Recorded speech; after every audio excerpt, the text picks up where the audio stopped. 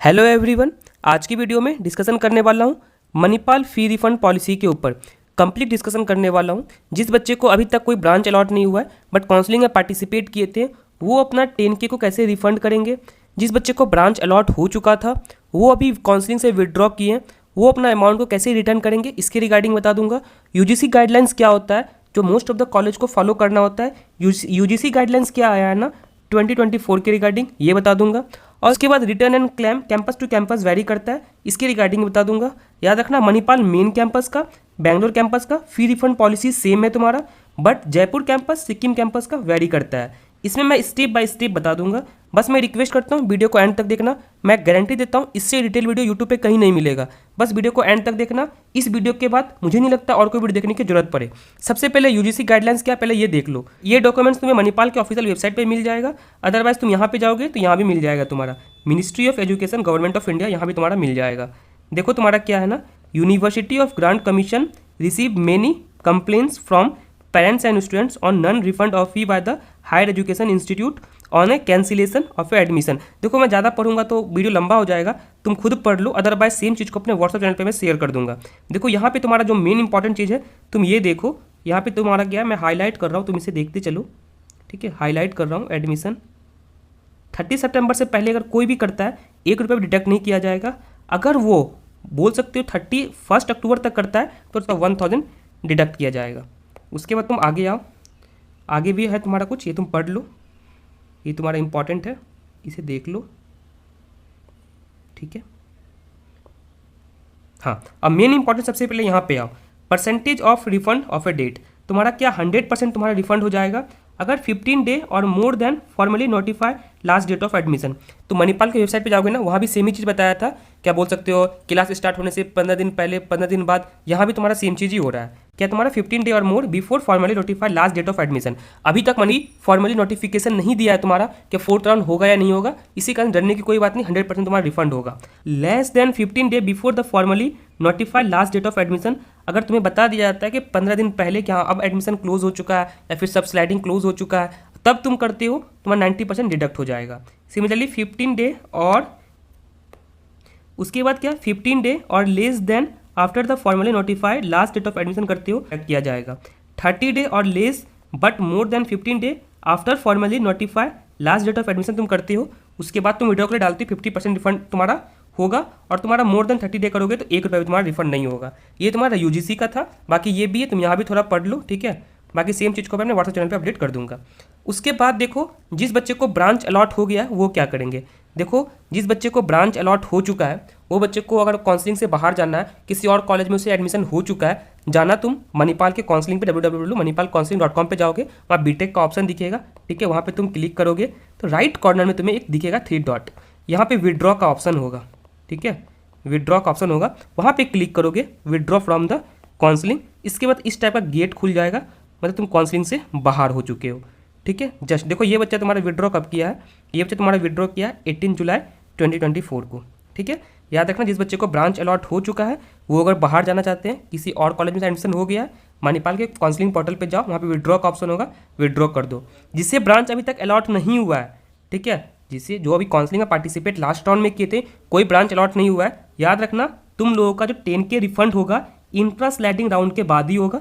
तुम लोगों को वेट करना होगा, तुम लोगों का 10K जो इंस्टेंट रिफंड नहीं होगा। अगर 4th राउंड में भी अगर होता है, चांसेस कम ही है, अगर 4th राउंड होता है तो उसमें तुम पार्टिसिपेट करना ही होगा। इस बात को याद रखना, जब तक तुम्हारा इंट्रा स्लाइडिंग राउंड कंप्लीट नहीं होता है तब तक तुम्हारा 10K रिफंड नहीं होने वाला है। ठीक है, उसके बाद 3rd नंबर है तुम्हारा not opt out from the counselling. जो बच्चे काउंसलिंग में, देखो 2 तरह का ऑप्शन था, एक ऑप्ट आउट, एक ऑप्ट आउट करने का ऑप्शन नहीं था। जो बच्चे अभी तक काउंसलिंग से ऑप्ट आउट नहीं किए थे, उसका इंट्रा स्लाइडिंग राउंड होगा अभी। इस बात को याद रखना, डोंट वरी, वो ऑटोमेटिक होता है। बाकी जो प्रोसेस जो बने काउंसलिंग बच्चे हैं उसको बता भी दूंगा मैं। अगर तुम्हें भी कोई डाउट आ रहा है कमेंट सेक्शन में पूछो, मैं ट्राई करूँगा रिप्लाई कर देने का। अदरवाइज इंस्टाग्राम पे आके मेरे से पूछ सकते हो, डिस्क्रिप्शन में पूरा डिटेल दिया हुआ है। उसके बाद दूसरा बच्चा है जो काउंसलिंग से ऑप्ट आउट कर चुके थे। जो ऑप्ट आउट कर चुके थे उसका ब्रांच अपग्रेडेशन नहीं होगा। लाइक अगर उसे मानो ईसी मिला है तो ईसी पे ही रहेगा, उसका ब्रांच अपग्रेड नहीं होगा क्योंकि वो काउंसलिंग से ऑप्ट आउट कर चुके हैं। उसके बाद तो बता ही दिया हूँ तुम्हारा refund after intra round 10K जो बच्चे पे किए हैं, जिससे अभी तक कोई ब्रांच अलॉट नहीं हुआ है, उसका 10K रिफंड होगा इंट्रा स्लाइडिंग राउंड के बाद ही। ये मणिपाल का अगर फी रिफंड पॉलिसी के रिगार्डिंग बताता हूँ, इसका कौन कौन सा डेट दिया है। तो मणिपाल वाला से बात भी किया हूँ। ये मैं जो बात कर रहा हूँ सिर्फ मणिपाल मेन कैंपस के रिगार्डिंग बात कर रहा हूँ। मैं बता रहा हूँ fee refund policy campus to campus very करता है। सबसे अच्छा होगा तुम काउंसलिंग से ऑप्ट आउट हो रहे हो, एटलीस्ट कॉलेज से बात करो, उसके कॉल रिकॉर्डिंग को रख लो और क्या बोल रहा है सुन लो और तुम मेल कर दो। दिक्कत नहीं है, कॉल रिकॉर्डिंग करने की कोई नीड भी नहीं है। अगर मणिपाल ऐसा कभी नहीं करेगा, फी रिफंड नहीं करेगा, तो तुम काउंसलिंग से ऑप्ट आउट हो रहे हो, जस्ट तुम कॉल करके पूछ लो क्या रिफंड पॉलिसी है, जस्ट तुम एक मेल कर दो, 100% तुम्हारा रिफंड आ जाएगा। ठीक है। और जो बता रहा हूँ मेन कैंपस के रिगार्डिंग बता रहा हूँ, जयपुर कैंपस, देखो मेन कैंपस बैंगलोर कैंपस का सेम रूल एंड रेगुलेशन है। जयपुर और सिक्किम में ले रहे हो तब तुम कैंपस से बात कर लेना। अगर उसके रिगार्डिंग स्पेसिफिक चाहिए होगा मुझे बताना, मैं ट्राई करूँगा वीडियो बना देने का। ठीक है। मणिपाल का फी रिफंड का क्या डेट दिया ये देखो तुम्हारा, ये है तुम्हारा मणिपाल का। याद रखना ये जो रूल एंड रेगुलेशन है तुम्हारा मणिपाल मेन कैंपस का है, बेंगलोर कैंपस का है, जयपुर कैंपस का, सिक्किम कैंपस का ये नहीं है। एटलीस्ट ट्राई करना कॉल करके बात कर लेने का, ये ज़्यादा सही रहेगा तुम्हारा। मैं फिर से बता रहा हूँ। ठीक है। देखो तुम्हारा क्या यहाँ का फी रिफंड पॉलिसी है। ठीक है। यहाँ पे देखो क्या बताया है, ये यहाँ पे देख लो। अगर तुम 30 सितंबर से पहले करते हो, अप टू 30 सितंबर तक करते हो तो 1 रुपये तुम्हारा नहीं काटा जाएगा। अगर तुम्हारा 1 अक्टूबर से लेके 31 अक्टूबर तक करते हो 10,000। देखो यही तुम्हारा सेम यूजीसी में था। ठीक है। यूजीसी को फॉलो करना ही होगा। देखो यहाँ भी मैं यही बताया हूँ ना, तुम्हारा 30 सितंबर तक करते हैं अगर कोई बच्चे, ठीक है, 30 सितंबर तक कोई बच्चे करते हैं, 1 रुपया भी उसका नहीं काटा जाएगा, 1 रुपया भी नहीं। अगर तुम 3 लाख पे कर दियो ना, लाइक 3 लाख या फिर जितना भी तुम फी पे किए हो उसका 1 रुपया भी नहीं काटा जाएगा। सिर्फ तुम्हारा काउंसलिंग फी जो तुम पे किए थे 10,000 वो काटा जाएगा, उसके सिवा कुछ नहीं काटा जाएगा। ठीक है।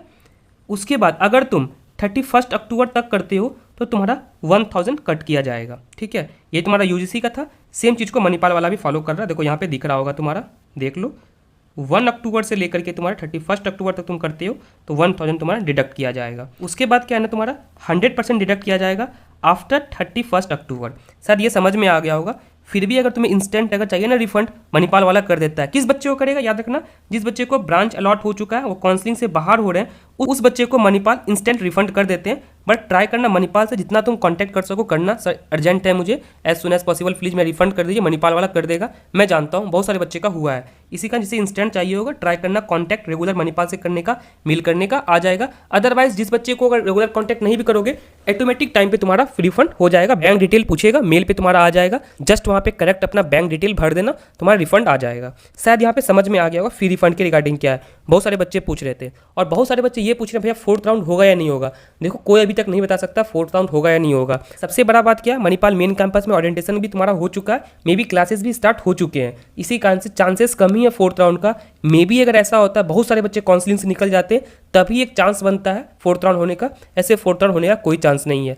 तुम्हारे पास अगर और कोई ऑप्शन है प्लीज़ उस साइड तुम शिफ्ट हो जाओ, इसके वेट में मत रहो। ऐसा ना हो मणिपाल भी ना मिले और भी कॉलेज ना मिले। शायद यहाँ पे अच्छे से मैं बता दिया हूँ। और कोई डाउट आ रहा है प्लीज़ कमेंट सेक्शन में पूछो, मैं ट्राई करूँगा रिप्लाई कर देने का। अगर पर्सनली सच में कोई प्रॉब्लम हो रहा है मेरे से इंस्टाग्राम पे आके पूछ सकते हो, मैं ट्राई करूँगा वहाँ पे रिप्लाई कर देने का। बस मैं इतना ही रिक्वेस्ट कर रहा हूँ, प्लीज़ पैनिक सिचुएशन में मत जाओ। जो भी प्रॉब्लम आ रहा कमेंट सेक्शन में पूछो, मैं ट्राई करूँगा बता देने का। डरने की कोई बात नहीं है, मणिपाल 100% फी रिफंड कर देगा। जो यूजीसी का गाइडलाइंस है इसे फॉलो करना ही होगा मणिपाल को। ठीक है। फिर भी कोई प्रॉब्लम आ रहा कॉन्टैक्ट कर लो, मैं ट्राई करूँगा प्रॉब्लम को सॉल्व कर देने का। ठीक है। ये तुम देख लो, सारा अच्छे से डिस्कशन कर दिया हूँ। कुछ भी अगर डाउट है कमेंट सेक्शन में पूछ लो। बस मैं इतना ही रिक्वेस्ट करूँगा। मणिपाल का एग्जाम से लेकर के ना पूरा काउंसलिंग तक एक विडियो बनाया हूँ, जितना मेरे से पॉसिबल था उतना मैं हेल्प किया हूँ। बस तुम लोग इतना करो। अगर लगता हो मेरा वीडियो इन्फॉर्मेटिव है प्लीज़ अपने जूनियर में शेयर करो और ट्राई करो चैनल सब्सक्राइब कर लेने का। कोई भी प्रॉब्लम आता है कॉलेज में प्लीज़ मेरे से कॉन्टैक्ट करना, मैं ट्राई करूँगा तुम्हारा हेल्प कर देने का। बस रिक्वेस्ट है प्लीज़ थोड़ा सपोर्ट दिखाओ। ठीक है। I need your help and support please. Thank you.